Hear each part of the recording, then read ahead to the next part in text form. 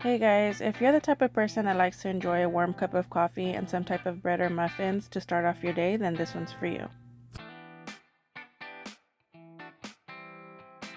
So, fun fact, I actually first had coffee cake when I was in elementary school, and I have always loved it and didn't come across a recipe until I was well into my 20s, and I'm so glad that I did. Let's get started. So I'll go ahead and list the ingredients because they're way too long to say, or I can't speak fast enough. But right here is my batch of stuff for my cake. And then next, this is my cinnamon filling and my streusel topping. So the first thing you want to do is just go ahead and mix up your cinnamon filling with a fork. Just combine everything really well. Fairly simple. Then in a stand mixer, or you can use a hand mixer as well, go ahead and combine your butter and your sugars, and just go ahead and mix those until they are light and fluffy.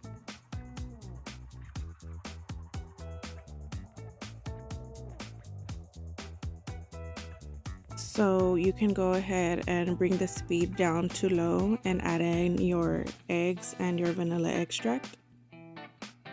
Go ahead and scrape down the bowl. You want to do this frequently just to make sure everything is combined really well. Go ahead and add in your sour cream and give that another good mix.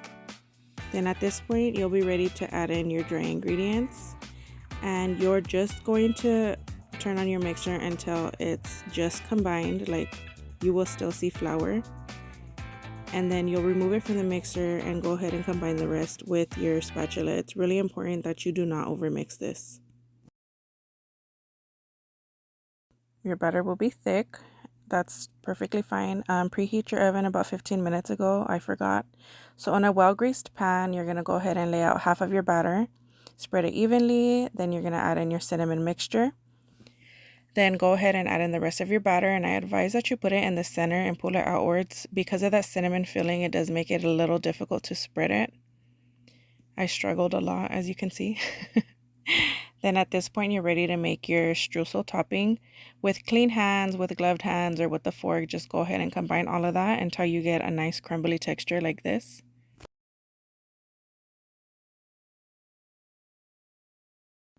Now it's ready to bake. Once you've spread it evenly, go ahead and put it into your oven for 55 minutes, and this will make your house smell amazing.